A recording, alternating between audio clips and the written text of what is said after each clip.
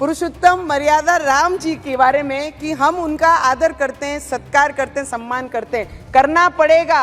इस देश में रहना है तो जय श्री राम बोलना पड़ेगा, क्योंकि इस देश के लोगों ने पिछले कई वर्षों से राम भगवान जी के मंदिर के लिए जो आस्था लगा के बैठी थी, इनके नसीब में नहीं थी। वो जिन्होंने, राम जी ने खुद, ये क्या निश्चिंत करेंगे राम भगवान के मंदिर का और राम भगवान जी के समय का, ये तो भगवान ने खुद हमारे देश के प्रधानमंत्री को चुना है कि जिनके हाथ से ये होना था और इस देश में हुआ है, पूरे विश्व ने वो देखा है।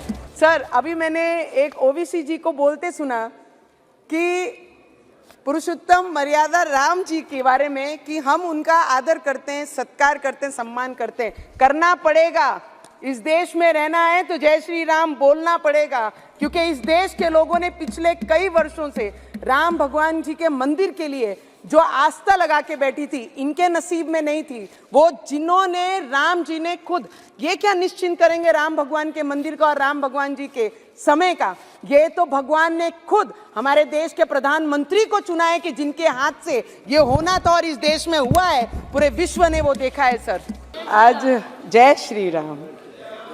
मैं अध्यक्ष महोदय जी, सभी ने कई वर्षों से सुन रहे हैं, हमारे तो लोगों का जन्म भी नहीं हुआ होगा, इतने वर्षों से राम जी का वनवास इस देश के प्रत्येक नागरिक ने, और हमने तो सोशल मीडिया के माध्यम से अभी पिछले कई वर्षों से हमने राम जी के मंदिर के बारे में, उनके इतिहास के बारे में सब पढ़ना लिखना सबने शुरू किया। कई ऑपोजिशन के लोगों ने हमेशा, मोदी जी पिछले 10 वर्षों से ये देश में एज ए प्रधानमंत्री जी काम कर रहे हैं, तो उनको हमेशा ही चिढ़ाते थे राम जी का नाम लेके कि राम भगवान के नाम से आपने अपने एजेंडा में डाला था, अब क्या हुआ, कब तारीख बताएंगे, कब राम भगवान का मंदिर बनाएंगे।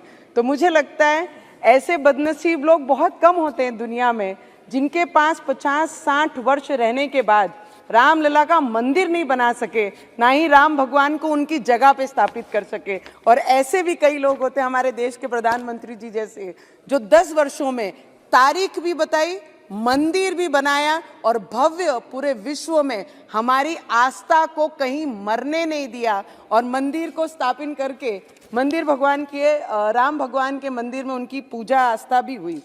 मैं ये बताना चाहती हूँ सर, राजा कैसा होना चाहिए, तो राजा भगवान राम जी जैसा होना चाहिए। भाई कैसा होना चाहिए, तो भाई लक्ष्मण जी जैसा होना चाहिए। लोकतंत्र के राजा कैसा होना चाहिए, तो हमारे देश के प्रधानमंत्री जी जैसा होना चाहिए। ये देश का बच्चा बच्चा कह रहा है सर, ये हमारी आवाज़ नहीं, इस देश में रहने वाला हर व्यक्ति जो भगवान में आस्था रखता है, जिनका विश्वास है राम भगवान जी के लिए, जिनकी आंखों में आस थी कि कोई ऐसा आएगा जिनके हाथ से ये होगा, और लोकतंत्र का मजबूत करने वाले भाई कैसे होने चाहिए, तो इस देश के गृह मंत्री अमित शाह जी जैसे होने चाहिए। सर अभी मैंने एक ओवीसी जी को बोलते सुना कि पुरुषोत्तम मर्यादा राम जी के बारे में कि हम उनका आदर करते हैं, सत्कार करते हैं, सम्मान करते हैं। करना पड़ेगा।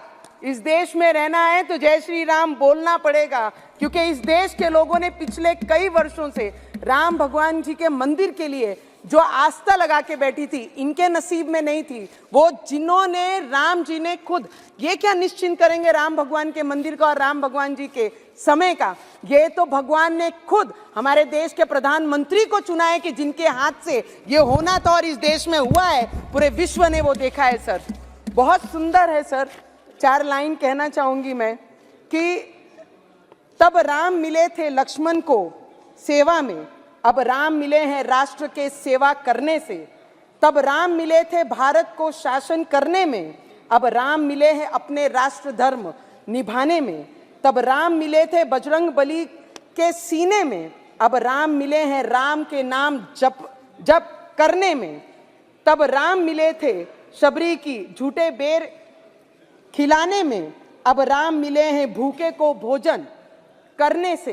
तब राम मिले थे, और आज मैं इतना ही कहना चाहूंगी सर कि तब राम मिले थे अयोध्या को मर्यादाओं में, आज अब भी राम मिले हैं भारत के पहचान में। मैं इस देश के जितने भी सर, उस दिन जिस दिन राम मंदिर का स्थापना हो रहा था, हमारे राम लल्ला जब स्थापित हो रहे थे, उनकी पूजा हो रही थी, हर किसी के इस देश में रहने वाले के आंखों में वो आंसू थे कि आज तक हम अपने घरों में रह रहे हैं, हिंदुस्तान में रह रहे हैं, अपने छतों में हैं, पर जिस भगवान के आस्था पे ये पूरा देश चल रहा है उनको ही हम उनका घर नहीं दे पाए।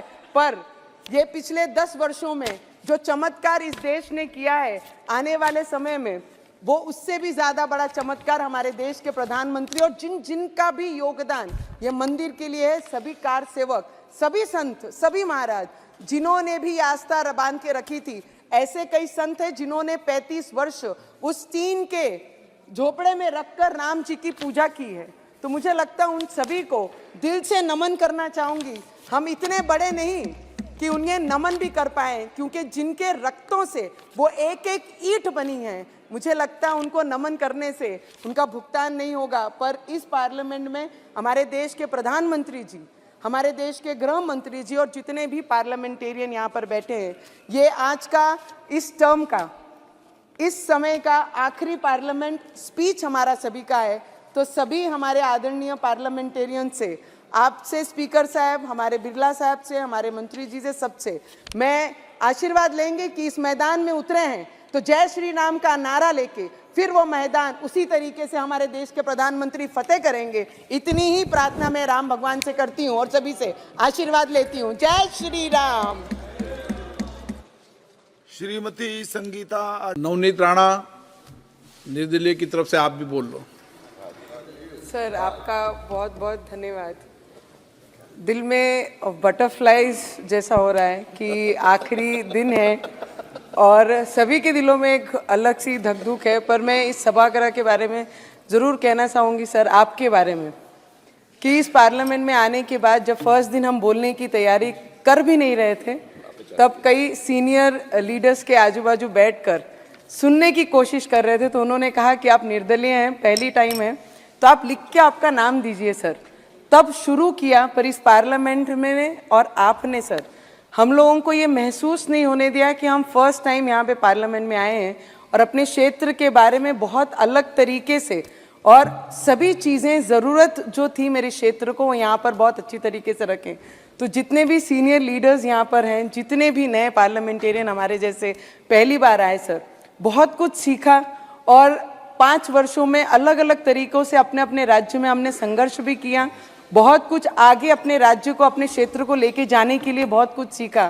तो स्पीकर साहब आपका, हमारे अमित भाई का, अमित शाह जी का, हमारे देश के प्रधानमंत्री जी का, सभी ग्रेट लीडर्स जितने भी यहाँ पर बैठे हैं, हमारा सौभाग्य है कि उनके साथ ये पार्लियामेंट हमने शेयर किया। आप लोगों का आशीर्वाद और हमारे क्षेत्र के अमरावतीकरों का आशीर्वाद है कि हम इस पार्लियामेंट में आकर अपनी सेवा, हम उनकी सेवा में हमने पूरे 5 साल दिए। बस आप लोगों का आशीर्वाद रहे, आने वाले समय में और ताकत से मैदान में काम। सर अभी मैंने एक ओवीसी जी को बोलते सुना कि पुरुषोत्तम मर्यादा राम जी के बारे में कि हम उनका आदर करते हैं, सत्कार करते हैं, सम्मान करते हैं। करना पड़ेगा, इस देश में रहना है तो जय श्री राम बोलना पड़ेगा, क्योंकि इस देश के लोगों ने पिछले कई वर्षों से राम भगवान जी के मंदिर के लिए जो आस्था लगा के बैठी थी, इनके नसीब में नहीं थी। वो जिन्होंने, राम जी ने खुद, ये क्या निश्चिंत करेंगे राम भगवान के मंदिर का और राम भगवान जी के समय का, ये तो भगवान ने खुद हमारे देश के प्रधानमंत्री को चुना है कि जिनके हाथ से